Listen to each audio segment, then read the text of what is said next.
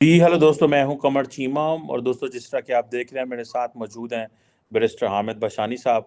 बशानी साहब, सबसे पहले तो आपके बहुत का बहुत शुक्रिया सर। आपका शुक्रिया जनाब, thank you. Thank you. Bashani साहब, आज दो इम्पॉर्टेंट टॉपिक्स पे आपसे बात करनी है। एक तो ये है कि रशिया ने ये कहा है कि वो इंडिया को सपोर्ट करते हैं as a for a permanent member of the United nation security council. और ये बशानी साहब एक बड़ी यूनिक पोजीशन है कि बाइडेन इंडिया में आके इंडियन पार्लियामेंट में खड़े होकर यही बात कहता है और रशिया भी यही कहता है कि दोनों दोनों पोल्स अपार्ट हैं पॉलिटिकली हर लिहाज से, लेकिन they have a consensus on India. On the other hand, on the contrary, Pakistan में मेरे साहब कल एक बड़ी सिचुएशन डेवलप हुई जब साबिक वजीर खारजा शाह महमूद कुरैशी, जो कि इंतहाई सेल्फिश वैसे समझे जाते हैं और वो अपने पर्सनल इंटरेस्ट के लिए मुल्क का इंटरेस्ट भी दाव पे लगाने वाले शख्सियात में उनका शुमार है, लेकिन एक उनको साइफर केस में सुप्रीम कोर्ट ने सज़ा दी, लेकिन फिर दोबारा उनको पुलिस ने पकड़ लिया एक और केस के ऊपर। तो बहुत सारे लोगों ने कहा है कि ये एक हम पाकिस्तान दुनिया में पॉलिटिकल लाफिंग स्टॉक बन चुका हुआ है और हम एक लॉलेस रिपब्लिक बन चुके हुए हैं। सो वो दोनों तरफ की बातें आ रही हैं कि 75 साल की स्टोरी है कि रशिया और अमेरिका दोनों सपोर्ट करते हैं इंडिया को बीइंग अ परमानेंट मेंबर, और हम लड़ रहे हैं और इस्टेब्लिश कर रहे हैं, एक को जेल में डाल रहे हैं, दूसरे को निकाल रहे हैं, और हम अपना वो जो नेशनल कॉन्ट्रैक्ट है, जैसे सोशल कॉन्ट्रैक्ट है, उसी के अंदर कोहेजन नहीं है, स्टेबिलिटी नहीं है और फ्यूचर चीज़ें मुतारफ़ नहीं करा पा रहे। How do you see these two developments? और मॉस्को के अंदर इस वक्त डॉक्टर जयशंकर मौजूद हैं। What's your take on that बरे साहब? देखें जी, इन दोनों चीज़ों का आपस में कोई ज़ाहिर है कनेक्शन नहीं है। आप अपना काम कर रहे हैं, इंडिया वाले अपना काम कर रहे हैं। जिसका काम उसी को साजे। पाकिस्तान में बुनियादी तौर पे जो एक तजाद है, फंडामेंटल कॉन्ट्रडिक्शन सोसाइटी में, वो ये है कि जो कुछ वहाँ कहा जाता है उस पर यकीन नहीं किया जाता। और ये किसी एक चीज़ पे नहीं है, इसके पूरी ज़िंदगी इसके इर्द गिर्द घूमती है। लेकिन इसका मेन जो है एक विक्टिम वो डेमोक्रेसी भी है कि पाकिस्तान में ये पोज किया जाता है, हालांकि ये कोई पाकिस्तानियों की मजबूरी नहीं है कि वो दुनिया पे साबित करेंगे हमारे यहाँ डेमोक्रेसी है। ये दुनिया में किसी मुल्क की कोई मजबूरी नहीं है। चीन ने जो है ये साबित किया कि डेमोक्रेसी हमारी कोई जो है मजबूरी नहीं है, वो डट गए। तो उनका अपना जो निज़ाम था उसको उन्होंने डिस्प्ले किया सामने और कहा कि यही हमारा निज़ाम है जी, आपकी डेमोक्रेसी से हम कोऑपरेट करते हैं, लेकिन हमारा यही निज़ाम है, हमारे लिए ठीक है। को दुनिया ने उसको कत्ल नहीं किया, हालांकि उस वक्त दुनिया गैंग अप हो गई थी डेमोक्रेसी और ह्यूमन राइट्स के नाम पे, जो कि एक ज़ाहिर है पॉलिटिकल मूव थी और एक स्ट्रैटेजिक मूव थी। वो भी इससे किसी हद तक सिंसियर नहीं थे। अब ये है कि पाकिस्तान ने डेमोक्रेसी वेस्ट के हाथों, दो चीज़ों की वजह से पाकिस्तान ने डेमोक्रेसी को अडॉप्ट किया। एक वेस्ट के हाथों मजबूर होकर, और इस मजबूरी की आगे दो वजूहत थी। एक तो इसके साथ जो इंसेंटिव्स लगे हुए थे। आज भी आपकी जो लार्जेस्ट मंडी है आपकी एक्सपोर्ट की, वो यूनाइटेड स्टेट ऑफ अमेरिका है, और ये महज इत्फाक नहीं है। आज भी आपका जो मोस्ट फेवरेट जो है वो स्टेटस है वो यूरोपियन मार्केट है, जो कि महज इत्फाक नहीं है। तो डेमोक्रेसी पोज करने के लिए और ये समझने के, ये शो करने के लिए कि हम डेमोक्रेसी पे बिलीव करते हैं, इस तरह के इंसेंटिव असल वजह थी कि एक तो इस वजह से हम अपना माल जो है यूरोपियन वेस्टर्न मंडीज में बेचेंगे, और दूसरा ये है कि हमें कोई दबाएगा नहीं कि ये डिक्टेटर्स हैं और ये जो है हमारी जो कदीम जो जदीद कदरें हैं, जो वैल्यूज़ हैं, उनको रिस्पेक्ट नहीं करते। एक वजह ये थी। दूसरी वजह क्या थी? वो थी इंडिया। क्योंकि इंडिया ने बहुत बड़ी फ्लाइट जो है, एक बहुत बड़ा जंप जो है डेमोक्रेसी के मैदान में लिया। और ना सिर्फ ये कि अपने आप को मनवाया, बल्कि अपने आप को दुनिया की सबसे बड़ी डेमोक्रेसी के तौर पे मनवा लिया। جس پہ آج پاکستان سمیت کوئی کے علاوہ اور کوئی ملک اعتراض نہیں کرتا کہ جو ہے وہ انڈیا جو ہے وہ لارجسٹ ڈیموکریسی نہیں ہے. لارجسٹ تو ہے ہی ہے پاپولیشن کے حوالے سے، جس کو کوئی کوشچن نہیں کر سکتا، تو ڈیموکریسی ہے ہی ہے. 1947 سے لے کے نان سٹاپ جو ہے ایک ڈیموکریسی پروسیس وہاں پہ چل رہا ہے. یہ بھی پاکستان کے لیے ایک جو ہے وہ چیلنج بن گیا کہ جی انڈیا میں ڈیموکریسی ہے تو ہماری کیوں نہیں، اور ہم ایسا نہ ہو کہ اس معاملے میں ہمیں دنیا آئسولیٹ کر دے، تو اس لیے ہم اس محاذ پہ پلے کرتے ہیں. لیکن اندرونی طور پہ جو پاکستان کی پالیٹکس رہی ہے اس میں کوئی ڈیموکریسی پہ بلیو نہیں کرتا. پولیٹیکل پارٹیز اپنے انٹرنل ڈیموکریٹک پروسیس پہ بلیو نہیں کرتی. لیجسلیچر آپ کی جو ہے وہ اپنے جو اس کے اختیارات ہیں اور اس کی جو سپریمیسی ہے اس کو امپلیمنٹ کرنے پہ بلیو نہیں کرتی. آپ کے جو پالیٹیشین جو بھی دیکھ لیں اس میں آپ کو کنٹراڈکشن. اس وقت میں دیکھ رہا تھا کہ آپ پاکستان میں مجھے ایک شخص بتائیں جو صرف اکیلا الیکشن لڑ رہا ہے. شیخ رشید لڑے گا تو ساتھ میں اس کا بھائی جو ہے وہ راشد رشید کیا نام ہے وہ لڑے گا. چودھری پرویز لڑے گا تو ساتھ میں چودھری فلاں لڑے گا. فلاں خان لڑے گا تو اس کے ساتھ وہ لڑے گا. فضل الرحمان کے 2 بھائی اور 2 چچے اور 2 بھتیجے اور پتہ نہیں what the hell is this, what kind of democracy is this. بھائی پوری دنیا میں گھوم کے دیکھو ڈیموکریسی انہی چیزوں کے خلاف بغاوت کا نام ہے کہ یہ کوئی لوگوں کی ذاتی جاگیریں نہیں ہیں کہ آپس میں بانٹو، اندھا بانٹے ریوڑی. یہ ڈیموکریسی کا بنیادی مقصد ہی اس کو ایکسپینڈ کرنا ہوتا ہے to the people, for the people. کہاں ہے بھائی پیپل؟ مجھے ایک بتا لو. زرداری صاحب ہیں تو جناب وہ بلاول صاحب بھی ہوں گے اور ممکن ہے آصفا بھی ہو. کوئی ایک چلنے پھرنے کھانے پینے والا ایک فرد چاہیے. جو آدمی ایک آپ مجھے بتا دیں کہ اکیلا کوئی پاکستان میں الیکشن لڑ رہا ہے، پورے خاندان لڑ رہے ہیں، بعض کے تو 40 رشتہ دار جو ہیں وہ الیکشن لڑ رہے ہیں، تو آپ اس کو ڈیموکریسی کہتے ہیں؟ اب یہ بنیادی طور پہ ایک باربیرک قسم کا سسٹم ہے جو نافذ ہوا ہے اور اس کے اوپر لیبل چسپاں کر دیا گیا جی یہ ڈیموکریسی. اس کا سب سے بڑا ثبوت یہ جو کچھ شاہ محمود قریشی کے ساتھ ہوا. بھائی ایک آدمی پیر ہے اور صرف پیر نہیں، پیروں کا پیر ہے، اور اس کے ہزاروں مرید آپ کے سامنے ٹی وی کیمرے پہ اس کے قدموں پہ جا کے لیٹتے ہیں. پھر اوپر سے وہ ڈیموکریٹ ہے، ہر وننگ پارٹی کے ساتھ ہوتا ہے، کتنے دفعہ منسٹر رہا ہے انکلوڈنگ وزیر خارجہ. تو اس کو جس طریقے سے پولیس آفیسر نے جا کے جو ہے ہینڈل کیا اور بازی بہت ہو گیا. مطلب what the hell is this, how can you talk to somebody like this. It's not about کہ وہ پیر ہے یا وہ منسٹر رہا ہے. آپ کسی شہری سے کس طرح اس طرح بات کر سکتے ہیں؟ مجھے دکھائیں ایک دنیا کے کسی ڈیموکریسی میں جہاں کسی پولیٹیکل ایونٹ یا پروسیڈنگ کے دوران پولیس آفیسرز اس طرح ڈس ریسپیکٹفلی، ان لافلی. یہ ایک طرح کا اسالٹ ہے جو پولیس آفیسر نے کیا ہے، جسمانی اسالٹ. اس پہ اس کا کیس بننا چاہیے، اس کی وہ سٹار اترنے چاہیے اور اس کو سلاخوں کے پیچھے جانا چاہیے. لیکن وہ ہیرو ہے کیونکہ اس کے پیچھے کوئی خاندان کھڑا ہوگا. جس میں نواز شریف کا نام بھول گیا، نواز شریف، مریم شریف، شہباز شریف، وہ جو کون سے دوسرے ہیں شہباز صاحب کے بیٹے بیٹیاں اور آگے وغیرہ. تو ایک ایسے ملک کے اندر آپ جو ہے وہ کہتے ہیں جی یہ کیسے ہو گیا. بھائی اس میں یہ ہونا لازم تھا کیونکہ یہ جو آپ نے سسٹم قائم کیا ہوا ہے یہ انٹائی ڈیموکریٹک سسٹم ہے جو طاقت پہ بیس کرتا ہے، پیسے پہ، دھونس پہ، دھاندلی پہ، جبر پہ، ناانصافی پہ کھڑا ہے. تو اس میں جو ہے وہ اس طرح کے واقعات ہوں گے. کس طریقے سے انہوں نے اس کو ذلیل کیا. اگر کوئی آدمی ہو جس کے اندر غیرت ہو، بات میں کہہ رہا تھا کہ اس کے پاؤں پہ لوگ جا کے گرتے ہیں، اور جو لوگ لوگوں کے پاؤں پہ گرتے ہیں ان کی کوئی عزت نفس ہوتی ہے؟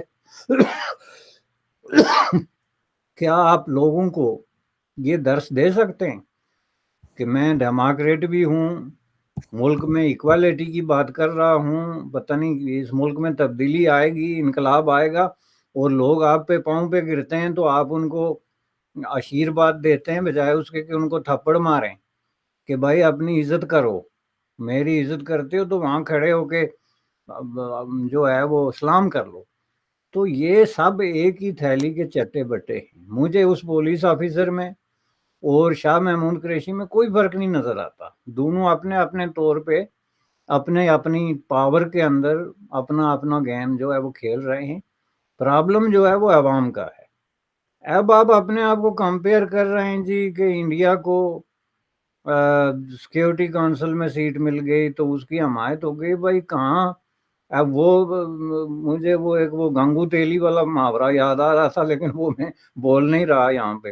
اب یہ کمپیریزن کس لیے بنے گا جس ملک کے اندر ایک وزیر خارجہ، ایک پارٹی ہیڈ چیئرمین بھی رہا ہے وہ تحریک انصاف کا، ایک پیر، ایک وڈیرا، ایک جاگیردار، ایک نسل در نسل ان کے پردادا جو ہے وہ انگریزوں کے ہاں جو ہے وہ مؤثر عہدوں پہ فائز تھے، تو ان کے ساتھ ایک جو ہے وہ 16ویں اسکیل کا پولیس آفیسر اتنی بڑی بدتمیزی کر سکتا ہے تو اس ملک میں کوئی کیوں رہے؟ آپ کہتے ہیں لوگ چھلانگے مار رہے ہیں جی، ملک چھوڑ رہے ہیں جی، ایک ایک قصبے میں 35 ہزار پاسپورٹ بن رہے ہیں۔ تو یہ چیزیں اگر آپ سامنے رکھیں تو میں سمجھتا ہوں کہ یہ کوئی غیر معمولی واقعہ نہیں ہے، اور ابھی اس طرح کے واقعات آنے ہیں۔ پاکستان میں انسان کی عزت نفس کوئی نہیں ہے، نہ اس کی کوئی عزت ہے۔ آپ یہ دیکھیں کل وہاں بلوچ خواتین کے ساتھ جو سلوک ہوا، جس طریقے سے پولیس نے ان کو مین ہینڈل کیا، بحث یہ نہیں کہ ان کے پیچھے کون ہے اور ان کے آگے کون ہے، بحث یہ ہے کہ آپ ایک انسان کے ساتھ، ایک خاتون کے ساتھ، ایک عورت کے ساتھ ڈیل کر رہے ہیں، اس کے لیے تمیز کا دائرہ کیا ہے، اخلاقیات کیا ہے۔ تو یہ جو ہے پاکستان ایک بہت بڑے زوال اور ایک بہت بڑی جو ہے وہ ذلت کے راستے پہ گامزن ہے۔ یہ جو کچھ 2-3-4 مہینوں سے ہو رہا ہے، I can not believe in it. 3 character آپ دیکھ لیں کس طریقے سے ایک وزیر اعظم اٹھایا جاتا ہے، دوسرا پیچھے ہٹایا جاتا ہے، ایک کو سپیس دے رہے ہیں، دوسرے کو لیول پلینگ کر رہے ہیں۔ بھائی واٹ دا ہیل از دس؟ اب کیسے جو ہے وہ کسی ملک میں اس طرح کا نظام بھی رکھیں اور ساتھ میں یہ دعویٰ بھی کریں کہ ہم ڈیموکریسی پہ بلیو کرتے ہیں؟ میں سمجھتا ہوں کہ یہ پروو ہو گیا ہے کہ ایسی کوئی بات نہیں، یہ ڈیموکریسی کی کوئی شکل ہے ہی نہیں جو دنیا میں کہیں مروج ہو۔ یہ اصل میں چند لوگوں کا ایک نظام ہے جو ڈیموکریسی کی آڑ میں کھیل رہے۔ بھائی صاحب، یہ جو آپ نے بات کی کہ ایک ہی خاندان کے اتنے لوگ جو ہیں وہ کھڑے ہو جاتے ہیں، تو یہ تو ہمیں بھارت میں بھی نظر آتا ہے، کوئی ایسی بات تو نہیں ہے، لیکن وہاں ان کو یہ ایڈوانٹیج ضرور ہے کہ ان کا ایک کنٹینیوڈ پولیٹیکل پروسیس ہے، اور وہ انہوں نے کبھی ڈیموکریٹک پروسیس کو روکا نہیں ہے۔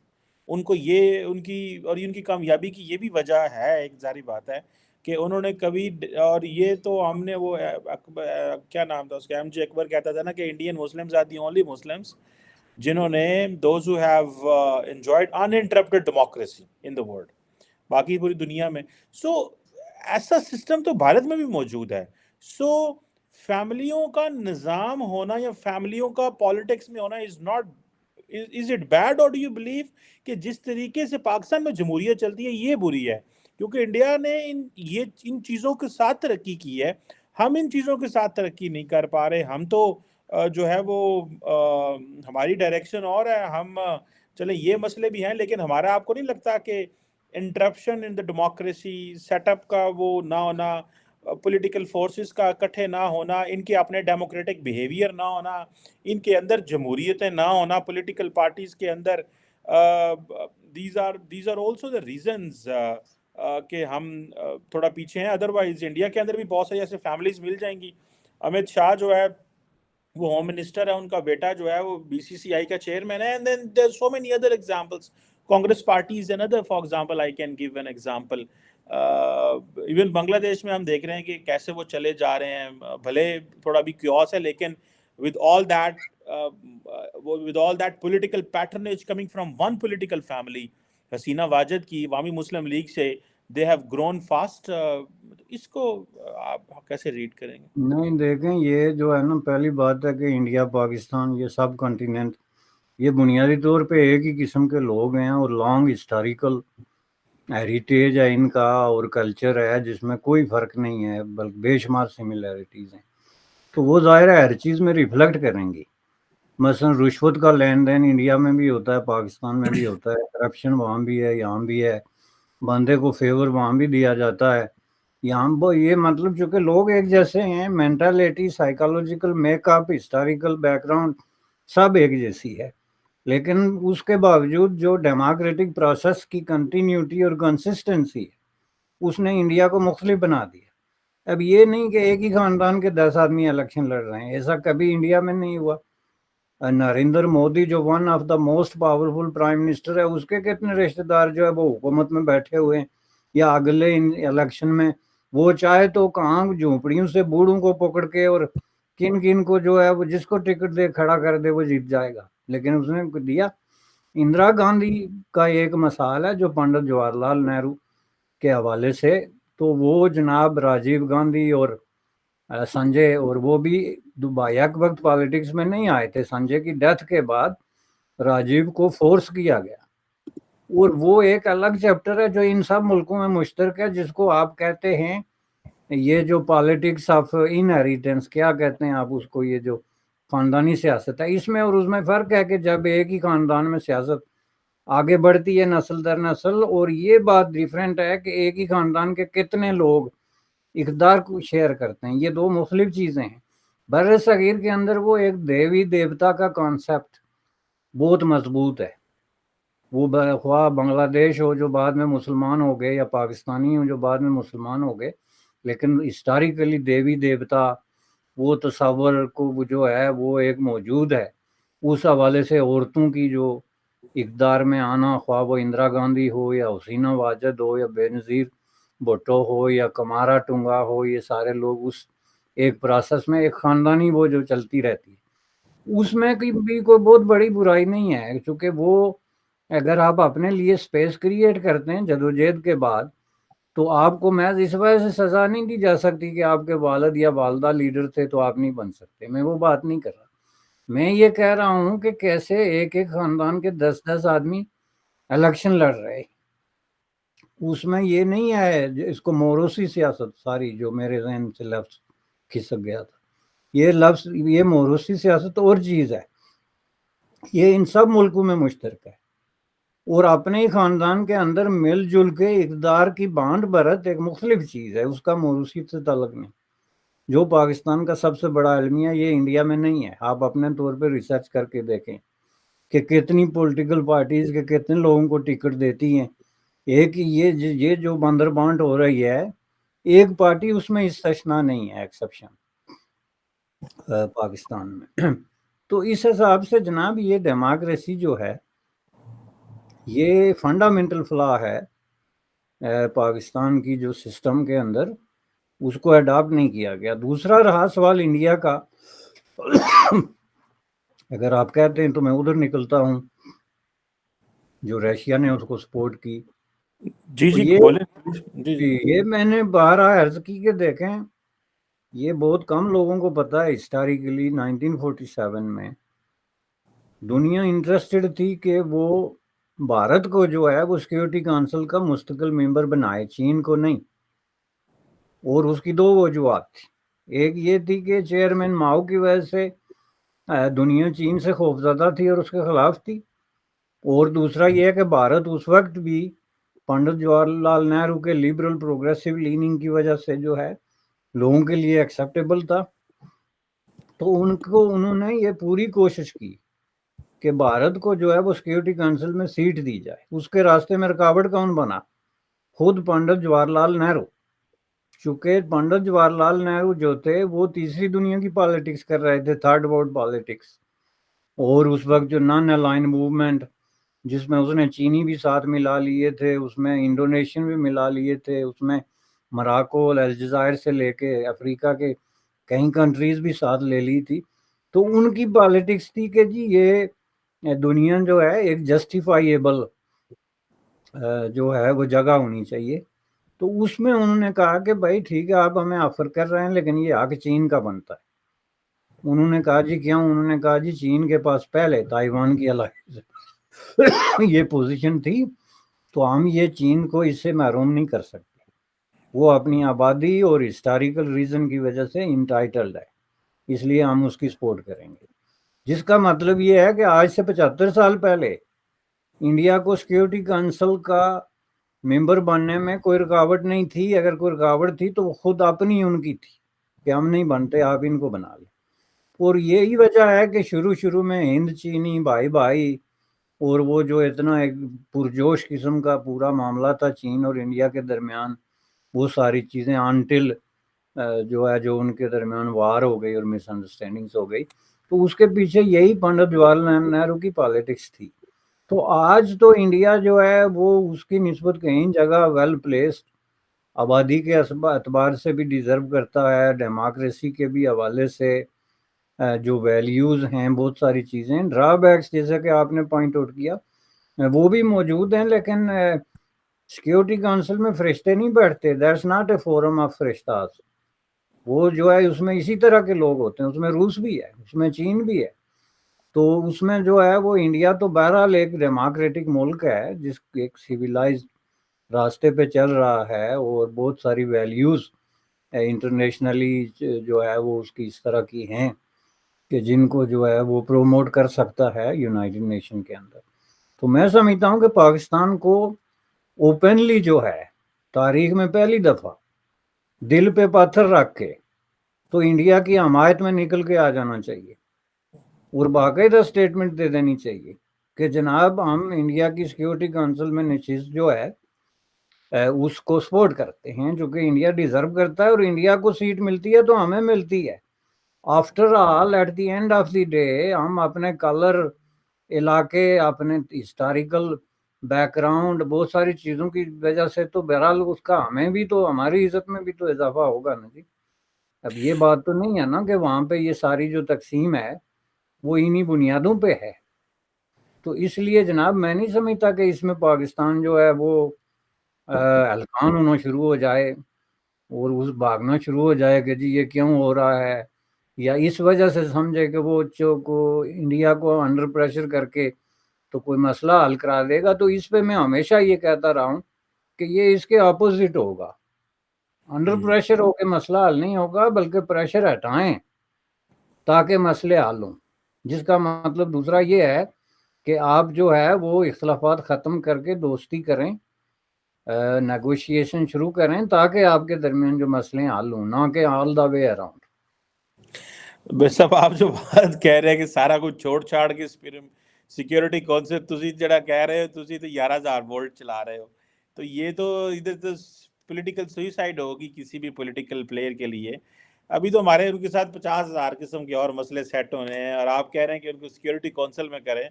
میرا نہیں خیال کہ, میں ویسے ذاتی طور پہ کہہ رہا ہوں, آئی مے بی رانگ آن دس, یہ جو پرٹیکولرلی کینیڈا کے امریکہ کے ساتھ ان کا مسئلہ بنا ہے, یہ چیزیں رک جائیں گی. اور جو ویسٹرن ورلڈ ہے نا وہ بڑا لمبا ڈیپ سوچتی ہے, اور انہوں نے اگر ان کو نوازنا ہے اور نواز بھی رہے ہیں تو وہ مجبوری سے نواز رہے ہیں, اور بڑی کھینچا تانی ہے مغرب کے اندر کہ ہم اتنا کچھ انڈیا کو دے رہے ہیں, اور ریٹرن میں یہ جو ماسکو میں ڈاکٹر جے شنکر کی جو لیوپٹکس ہے نا, یہ واشنگٹن میں اس کے اوپر سمجھے کہ معاملات بڑے خراب ہیں. سو بہرحال وہ یہ ایک اور سینیریو ہے, لیکن میں نہیں سمجھتا پاکستان صاحب یہ کر سکتا ہے, اور جب تک معاملات ہمارے دوسرے اور چیزوں پہ نہ سیٹل ہوں, ایک تھوڑی سی نارملائزیشن ہو جائے تو ظاہری بات ہے ان کیس اگر انٹرنیشنل کمیونٹی اس پہ ایگری ہوتی ہے, جو کہ میرا خیال ہے نہیں ہی ہوگی. ابھی انڈیا نے بڑا تیز پروسیس کر دیا ہوا ہے. ابھی حال ہی میں او آر ایف اور انڈیا کا جو مشن ہے یو این میں, انہوں نے نیو یارک میں انہوں نے ایک کانفرنس بھی کرائی اس پہ, گلوبل ساؤتھ تھنک ٹینکس کی, اور جی کے ملٹی لیٹرلزم کو جو ہے وہ کیا جائے, اور سیکیورٹی کونسل کو کیسے کیا کرنا ہے. سو بڑی تیزی سے چیزیں کرنے کی کوشش کر رہا ہے, لیکن اس کی ریالٹی جو ہے وہ ابھی بن نہیں پا رہی. ابھی حال ہی میں راجا سی موہن نے ایک آرٹیکل لکھا تھا فورن پالیسی میگزین میں, اس نے کہا کہ یہ ایک جذباتی قسم کا چیز ہے, اس کا ریالٹی سے ابھی تعلق کوئی نہیں ہے, کیونکہ جو گلوبل ساؤتھ کے فار ایگزامپل 120 ملک ہیں جن کی انڈیا لیڈرشپ کلیم کر رہا ہے, دیٹ از بیسیکلی ایک ڈائیورس رینج آف ممالک ہے, ڈفرنٹ قسم کی کیٹیگریز ہیں اس کے اندر. So how come India do it with all that اس capacities, deficiencies, efficiency, whatever جو بھی آپ نے کہنا ہے, ایک بڑی فگر ہے.